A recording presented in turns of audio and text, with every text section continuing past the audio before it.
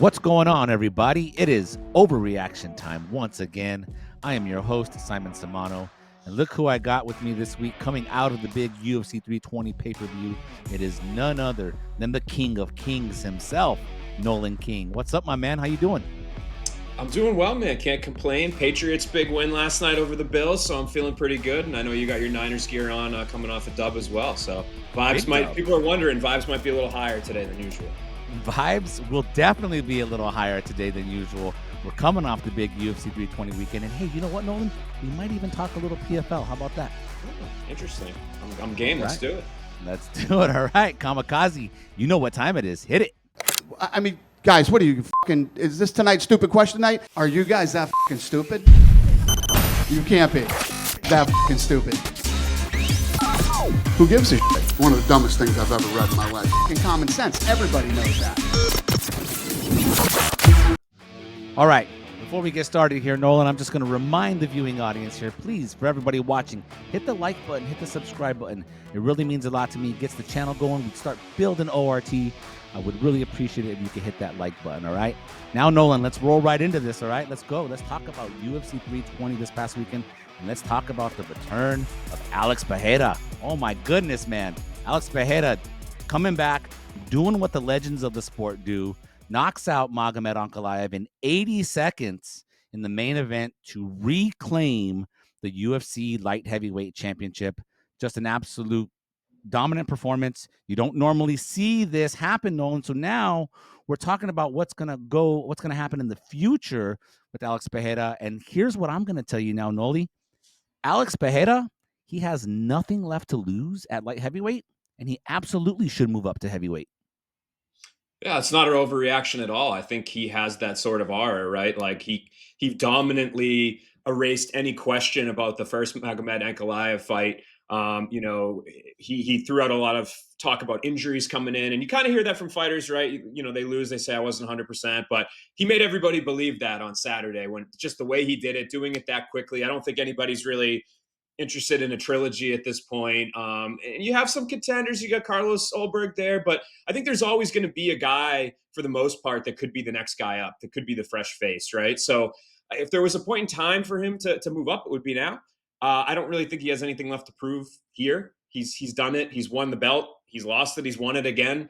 So yeah, let's have some fun. Let's see what he does. I would love for him Dana White to warm up a little bit and let him fight at heavyweight. Seriously, man. I mean, that's the thing, right? Because the vibes coming out of UFC 320 from Dana White were like, I don't love it. I don't love it, right? He doesn't love it. What do you think ultimately? Like, do you think Dana White is going to sign off on this? Do you think the UFC will? Because I think, Nolan, and the reason why I feel so strongly about this, I think Alex has earned the right, and we're at the late stage of his career here. He's 38 years old. He'll be 39 in the middle of next year. He has earned the right with the way he has carried this company for the last 3 years, roughly, just filling in on last minute notice, carrying pay-per-views. He has earned the right to finish his career the way he wants. But how do you think this will ultimately play out? Yeah, it's tough. Dana did leave like a little bit of a way out there at the end. He was kind of going in circles saying he didn't like it, but then he said, well, unless he really wants to do it and I just do it as a favor for him, something along those As a lines. favor, yeah. And he's saying because he was a middleweight, what's he going to do? Move up 2 weight classes?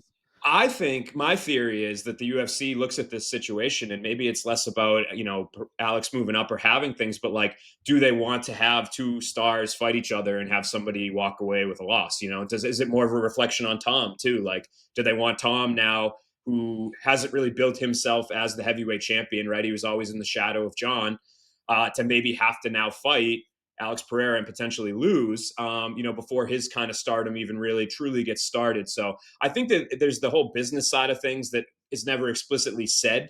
Does the UFC want to, sure, somebody's stock will go up, but somebody's stock will go down. And are they happy having two champions, one that's extremely popular in Alex Pereira and another one that people are starting to kind of get that sort of interest in Tom Aspinall? So I think that probably plays heavily into it as well. That there might be it might be more about trying to sell a certain amount of pay-per-views a certain amount of times per year. That is the concern here. Okay, I like that. Now let's transition now then, Nolan, to my next overreaction, all right? Because you kind of touched on something there where you're saying, maybe the UFC doesn't want to have Alex, and you're kind of assuming title fight against Tom Aspinall. This is assuming Tom Aspinall would get by Cyril Gane later this month, right? We know that's going to happen. Yep. That fight's going to happen later this month. Assuming that happens, you're talking about Alex versus Tom Aspinall, but Noli, Alex was going to have a call out after this fight, Nolan. And so here you go. Alex Pereira versus John Jones at the White House has to happen. Yeah, I think so as well. I think that's the biggest Not fight an that can overreaction. happen. Thank you very much, my Not friend. an overreaction. I think that's the fight to make. I think it's interesting too, because if they're concerned about John's interest level or wanting whatever fight, I mean, and maybe it was a joke at the time or him just trying to get people talking, but I think John's always said he kind of is interested in the Alex Pereira fight. And specifically now when there's this White House card coming up, like if the UFC's mission here is to truly make this like the next level huge event, something like we've never seen before, having those two fight each other. And that I think that the stakes that I just talked about with the Tom fight, like those kind of go away, right? Like John is going to fight maybe once more if they let him. So you don't really lose any sort of, as the company doesn't necessarily lose any stock in him if he's never going to fight again. And then for Alex, I mean, he's going up to try to achieve something even greater against one of the greatest, if not the greatest fighter ever. I'm sure we could have a debate about that between the two of us, but yeah, I think this is the time to do it. Let's get weird a little bit, and I think there's not anything that could you alleviate those concerns on the pay-per-view selling side. Yeah, no, seriously. Before we keep talking about this, I do want to say shout out to Alex Pereira for handling the situation the way he did this past weekend. Not going through with the call out of John Jones. At least he had some aggressive call out planned out, but of course, in the wake of Arthur Jones's untimely death, we send our condolences to the Jones family and John Jones. So it was a good way of Alex to handle that. That being said, now this fight does have to happen, though, Nolan. I mean, you touched on it there, dude.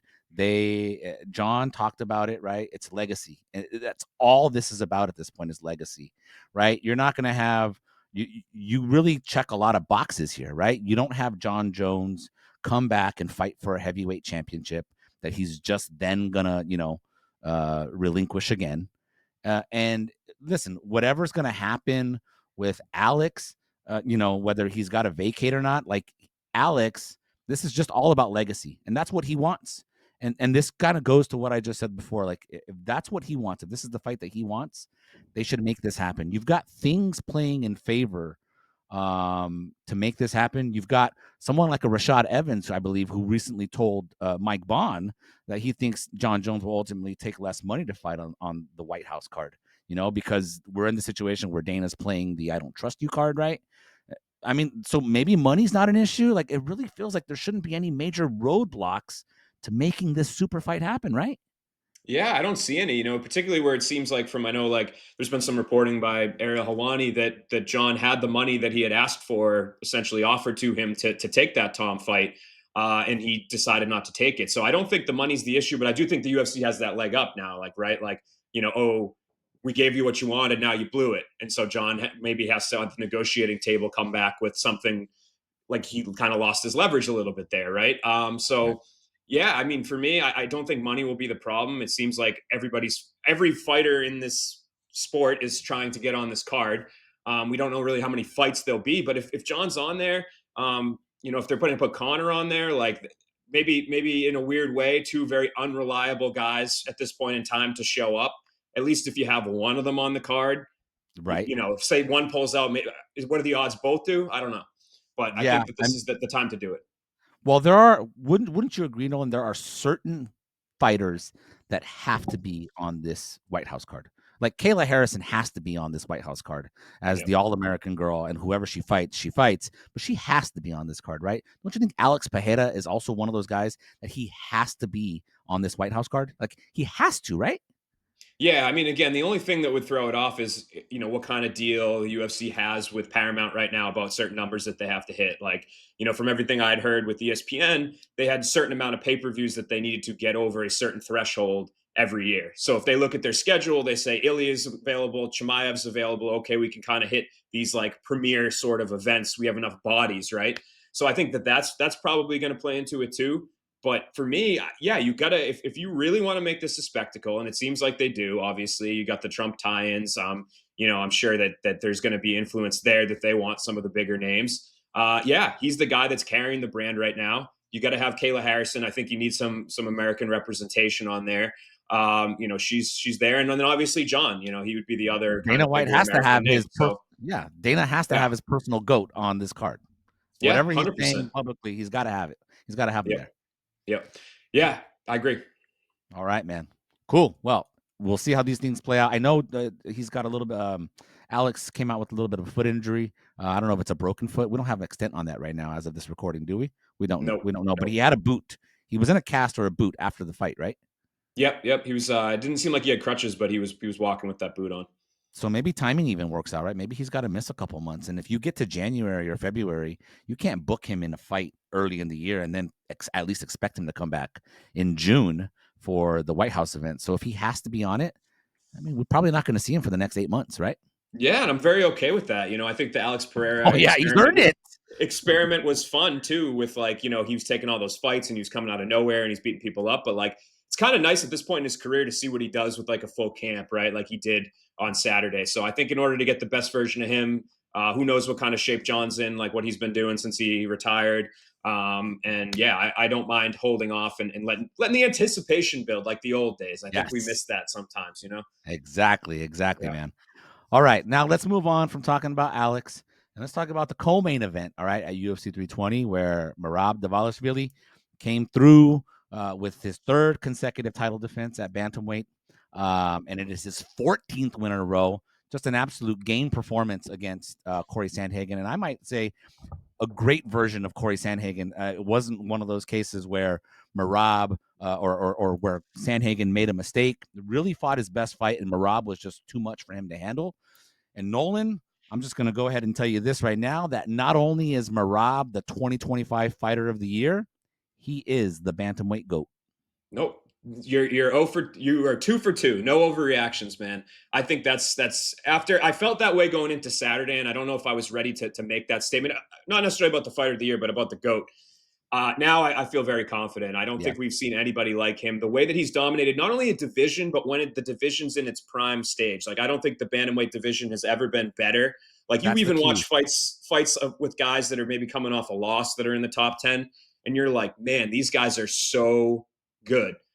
So for him to have this domination, to really, even when he's faced with the challenge like Sandhagen threw some stuff at him that he hadn't necessarily seen. He had a good game plan. You didn't go and leave that fight saying, Corey Sandhagen's not the guy that we thought he was, or he didn't deserve this. And Merab just figured out the puzzle on the fly, and there was no question who won. And he's obviously had an absolutely tremendous year. Definitely the Fighter of the Year at this point. And I think at this point in time, looking at Aljo, looking at Dominic Cruz, some of these other guys that we would talk about in the discussion of the greatest bantamweights, I think Merab has, in short order, achieved that standing for me. Yeah, the thing that might trip up people when we're calling him the bantamweight GOAT is they might say, "Oh, well, he's only got 3 title defenses." And sure, you want more title defenses, and title defenses are kind of like how we judge our greatest fighters. But you have to consider it's 14 wins in a row. He's one of those fighters that had to take a long road to getting to his first title shot for whatever reason. Maybe the UFC wasn't, his relationship with the UFC, or they weren't super sold on him or excited about him, or whatever the case is. But dude, all the wins against all the key players are there, right? Jose Aldo, Petr Yan, Henry Cejudo, Sean O'Malley twice, Umar Nurmagomedov, and now Corey Sandhagen. I mean, he's just about cleaned out the division. I guess the only thing left really is, if he's going to rematch Umar or fight Song Yadong, they fight later this month, right? Am I wrong about that? No, Batista. Yeah. Batista is what I'm talking about. Mario Batista, and is he going to fight Mario Batista or Umar? But for the most part, he's just about wiped out the division. Yeah, I totally agree. Looking at it, the Umar fight is intriguing because the first one was kind of close and it was fun and it was close. Whatnot, he was down 2-0. Yeah, but to me, it's again, you're just repeating what we've already kind of seen. Yeah, the only other person I could think of would be if Pantoja moves up. I would kind of be intrigued in that. I mean, Pantoja, Sure. he gets through Josh Fan at the end of the year. I think you could argue that both of the divisions are kind of at that point where it's okay, these guys have been pretty damn dominant. Pantoja moves up, there's a little bit of interest there, but still, I mean, Merab's going to be significantly bigger than him. I don't know. I've never seen anybody quite like Merab in more ways than one. So I think in a day and age where there's not even many consecutive title defenses, never mind, 3 of them in a row. I think we could be here for a while, and it just continues to prove that he's just such a unique, one of a kind, once in a lifetime sort of fighter. Absolutely. And I feel like to close this segment out, we should rattle off some facts, courtesy of our own Mike Bond. Coming out of UFC 320, let's just hear some of these and appreciate some of these here. Nolan Dvalishvili, 8th fighter in UFC history to register 3 title defenses in 1 calendar year. He's the first bantamweight to do that. 14-fight UFC winning streak. It's the 4th largest in the history of UFC. He's behind only Anderson Silva, 16, and Kamaru Usman and Islam Makhachev, who are at 15. His 13 UFC fight winning streak at bantamweight is the longest active streak in the division. It is also the longest streak in the division's history. And I can go on, but we just need to appreciate that we are watching a GOAT in his prime. And I really hope people understand that, right? Like they just need to understand that. I got to tell you, as cruel as MMA fans are, I think that there has been a pretty big 180 on the popularity from him, right? Like I remember there was that period of time where everybody was saying he was boring. The promotion was kind of not necessarily happy with him. They were kind of trying to make him turn around really quickly after he won the belt, and he did it, and he won. And now he seems like somebody that has a great relationship with them. The fans all like him. He's getting that respect. So he's even done the unthinkable, which is to turn people in win over the MMA opinions. fan base. Yeah, exactly. So really special. Really special fighter, man. Can't wait to see what happens next with Merab. Congrats to him on another remarkable victory at UFC 320. All right, Nolan, we're going to talk about another fighter on the card, and that was the fight between Jiri Prochazka and Khalil Rountree. Absolute barn burner of a fight. Yeah. And as much as I loved Alex Pereira's demolishing of Magomed Ankalaev, as much as we just raved about Merab's performance, Jiri Prochazka had the most impressive win at UFC 320. I'm going to say that's a little overreaction. I thought Alex doing what he did was props, man. I'm giving him props. I hate it because Jiri's on my team. I always tweet things that are my MMA. He is the peak of my MMA. I love him. I love everything that he brings. I mean, I never thought I'd be able to say that somebody rivals Justin Gaethje in my brain for absolute chaotic sort of fights. And Jiri is that. I mean, the way he bounces around, man. Just putting himself in danger, like to almost like the peak Tony Ferguson sort of thing, where he's willing to get beat up to do something even more violent. Perfect comparison. He is something else. But I still think Pereira, for me, doing what he did. If you told me that, here's the thing: if you told me going into the fight that Alex Pereira would knock out Ankalaev in completely dominant fashion in 80 seconds, I would be more surprised than if you told me Jiri got into a barn burner, was down 2-0, and then ended up turning the tables and kind of, knocking out Khalil. Like I thought that's a much more realistic scenario than I think Alex just going out there and melting, totally overwhelming Ankalaev. So I hate this. I hate that I'm even saying anything that's even could be perceived as a smidgen of disrespect towards Jiri, but I still think Pereira's was the most shocking for me. I'll tell you why I'm giving Jiri his props, because if I compare it to Alex's performance, which absolutely we don't see that, right? We don't usually see the older fighter who was the champion, who lost to the younger guy, come back in the immediate rematch and just make a statement that first fight was, a dud. It was the exception. So I get that, but still that fight was, maybe a little bit of Ankalaev making the mistake of just shooting for that takedown, in reaction to the punch, right? Because he put himself in trouble and they just kind of fell on the ground. Mm-hmm. Whereas, again, and I feel like I don't want to be hating on Alex's performance, right? But I'm just saying what my eyes showed me was that Alex landed one hard punch. It rocked Magomed Ankalaev, and he made a bad decision to shoot in for a lazy takedown in defense. And they just that's a fell fight to the ground. Yeah. I know. Whereas I'm looking at this Jiri fight, and dude, he was down 2-0. He was down 2-0 in that fight. He needed the knockout, and man, he just upped the pressure. It wasn't like he wasn't pressuring in the first 2 rounds. It's just Khalil was doing great on the feet, and he just upped the pressure even more to where Khalil just could not stave it off. That's why, for me, Yuri's performance was the most impressive. That's why. Oh, I mean, yeah, for me, it was the most fun thing of the evening for sure. I mean, it's what got me the most excited, but I just think, yeah, to me, Ankalaev's done such a good job of being a smart point fighter throughout his career, not putting himself in bad positions. So for him to just get totally overwhelmed and have the loser of the first fight win a rematch in a UFC title fight, which is always kind of an unpaved road, right? With these title fights, I feel like we usually see the same fighter win multiple times, rinse and repeat, history repeats. But yeah, for me, I have to go with Pereira. Definitely the most surprising. But for Jiri, he instilled in my brain that I want to see him and Alex do it again, which is something that I have to give him credit for too. I could probably watch those guys fight a million times, but good card overall. I hate, like you said, I hate You to want hate to on see either of them. you want to see Yuri and Alex do it again? Is that what you Yeah, said? why not? Yeah, at some point. Not right now. I think Not right Oldberg's a step ahead. I think you got to see Alex, and if the UFC is willing to do the Jones fight, like I think Jiri has to fight at least once more and kind of see how things play out. But I'm open to that fight happening again, which I maybe would not be entering Interesting. UFC 320. Well, let me just throw a little suggestion out to you, okay? Because I Yeah. was going to mention this earlier when we were talking about Alex and his future and stuff. What if it played out like this, Nolan? What if it played out where Alex does move up and he does fight John Jones? You know, the UFC, they've been making guys vacate their titles recently, right? It happened to Islam, it happened to Ilya. Like, if you're going to move up, they make you vacate. Maybe they make that happen. Is there anything wrong with a Jiri Prochazka, Carlos Ulberg vacant title fight or an No. interim title fight? If that's, if they do let him hold the belt, wouldn't that be perfect? Totally, and that would be what an interim title would be for. We throw those around a lot, but this would be the exact scenario in which one should be implemented. And the UFC's usage of both of them on the broadcast, I think, was very telling. Those sort of camera cuts don't happen, I don't think, unless there's some approval from the those that have the ability to turn foreshadowing into an actual storyline. So I think those two guys, yeah, I mean, who's going to say no to that, right?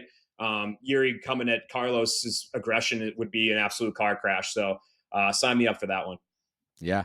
Can't believe I just advocated for an interim title fight. But hey, Look at you. Hey, it's all right. I'm advocating for super fights over here, so it's well, it's that's the thing. turning upside down. Yeah, That's the thing. We agree that we need a super fight. It's got to be yeah. Alex versus John. So yeah, if we need an interim in the meantime, I'm sign me up. Whatever it takes, man. But all right, Nolan, let's move away from UFC 320. And hey, I said we were going to talk a little PFL, Noli. Let's talk a little PFL. All right, PFL Dubai this past Friday happened in Dubai. It was headlined by a championship fight between Usman Nurmagomedov and Paul Hughes, which was a rematch. They fought earlier in the year. That fight ended in controversy.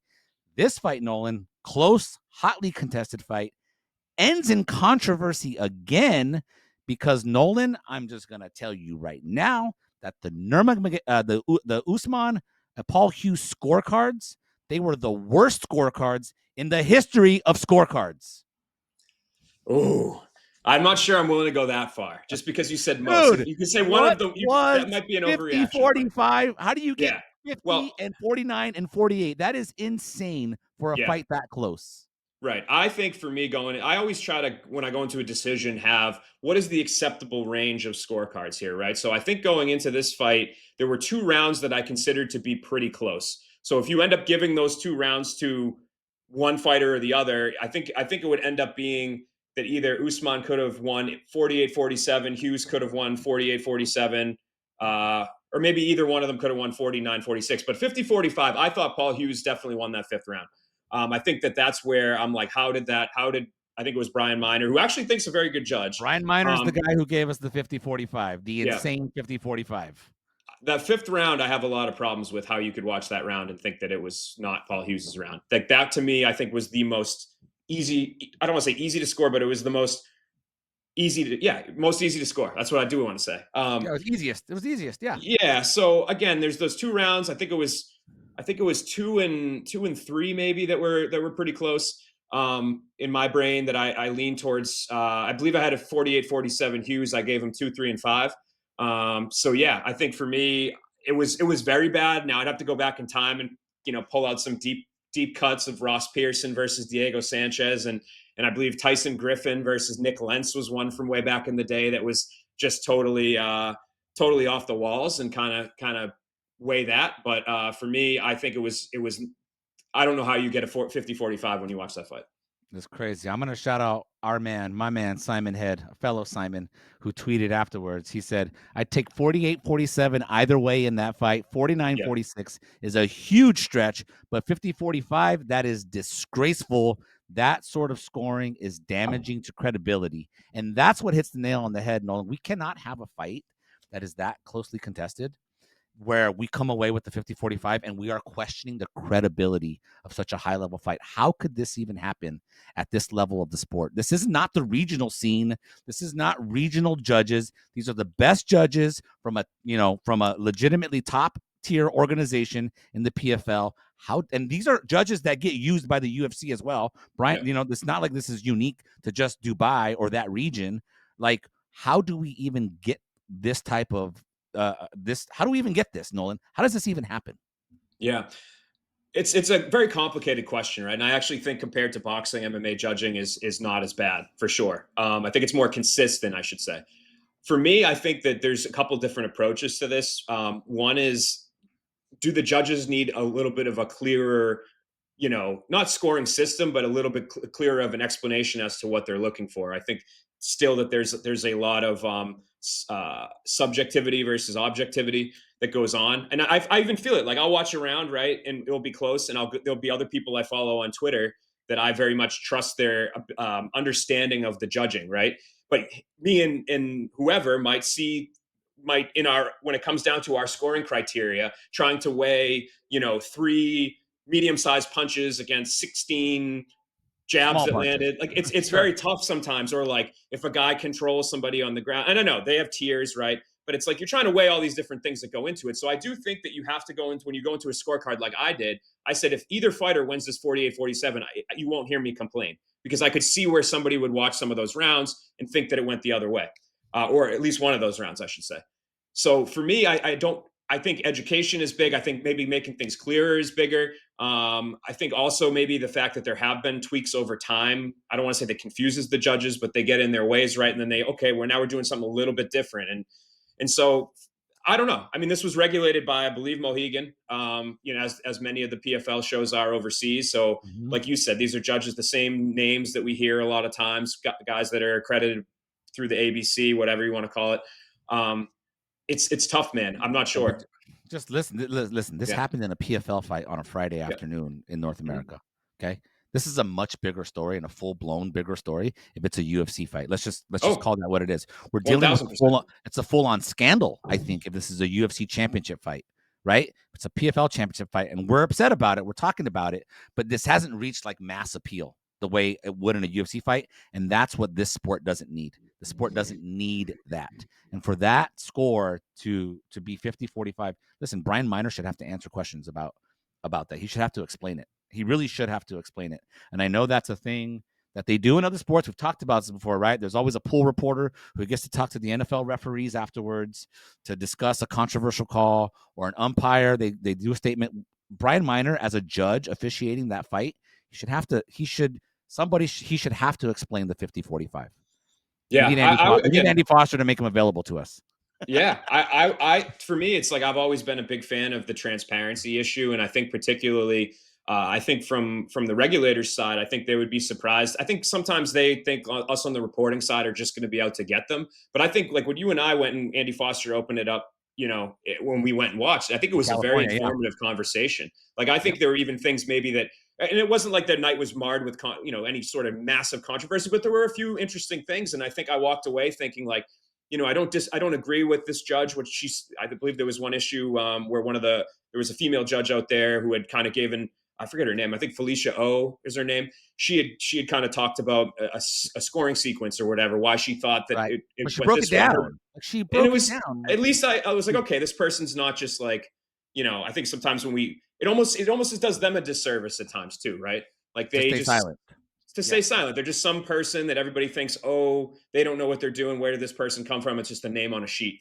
And so I would like to see that those sort of explanations come. And if it doesn't come directly from the judge or referee, I would, from the commissioner, which I know Andy Foster's been good about. Mike Mazzulli, to his credit, if I probably texted him, I might be able to get some sort of statement. But I do think you kind of, when you have the regulator do it, there is a little bit of a buffer where you don't really get to the full explanation. So I would like it more. The refereeing too in that fight, not taking fouls, like points for fouls, I think is a massive issue. Right. Why have rules if they don't exist? So Yep. That was I don't know. that was There'd that be a was number was of a instances. poorly, yes. It was Yeah. it's a poorly officiated fight overall. And Yep. it's a bummer that we're talking about, the officiating, and the judging, and we're not talking more about, how high level that fight was. That was a really entertaining scrap for a rematch, and listen, at this point, I think we need to see a trilogy.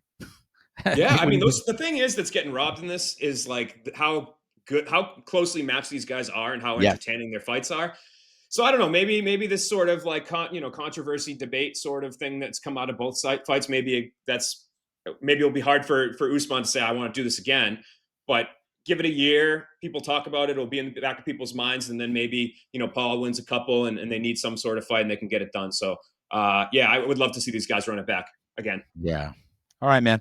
Let's talk about one last thing, and we're still going to talk about PFL here, Nolan, and that's Sergio Pettis scoring a shocking knockout win of Nurmagomedov in the second round of their fight at PFL Dubai.